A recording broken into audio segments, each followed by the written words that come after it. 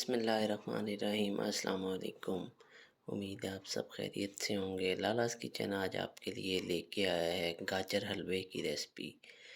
बहुत ही मज़ेदार और जायकादार, बिल्कुल लाहौरी बट स्वीट स्टाइल में खोए और देसी घी की लज़्ज़त से भरपूर। तो जनाब, बहुत ही आसान रेसिपी है। ये देखें, आपने 1 किलो गाजर ले लेनी है। गाजर बिल्कुल फ्रेश हो और उसको लेके आपने ग्रेट कर लेना है, जिसे कहते हैं कद्दूकस कर लेना है। इस तरह से ना ज़्यादा बड़ी होनी चाहिए साइज़ में, ना ज़्यादा छोटी और बारीक होनी चाहिए। उसमें आप 1 किलो गाजरों में तकरीबन आप 200 ग्राम घी डालें, लेकिन ये आपने देसी घी डालना है। अगर आपके पास देसी घी नहीं है तो आप बनास्पति घी ले सकते हैं।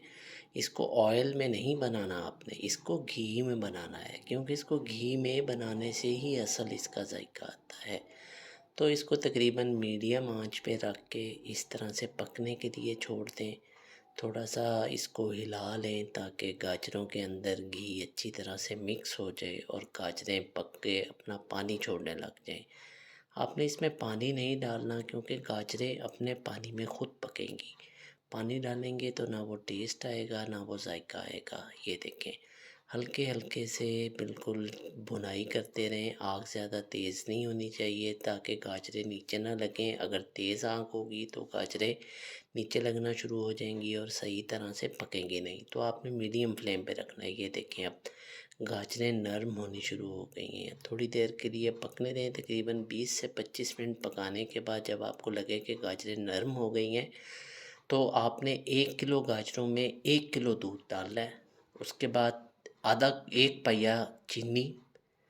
दोबारा आपको बता देता हूँ, 1 किलो गाजरों में 200 ग्राम घी, 200 ग्राम चीनी और 1 किलो दूध।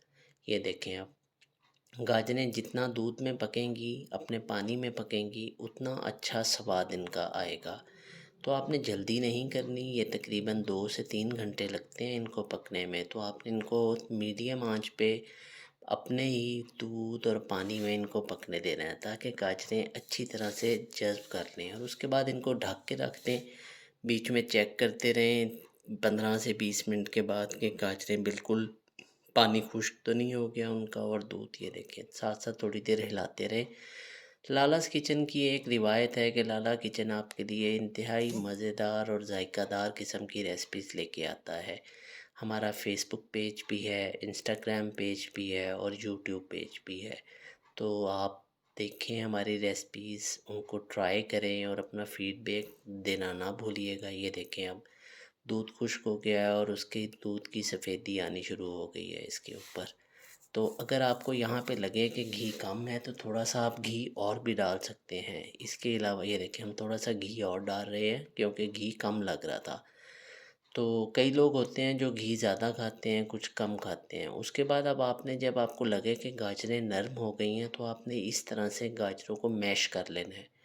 मैश करने का ये फ़ायदा होगा कि गाजरों के जो ज़र्रात हैं वो और बारीक हो जाएंगे और जो उनमें पानी रहता होगा वो भी खुश्क हो जाएगा। तो इस तरह से अच्छी तरह से गाजरों को मैश कर लें आप।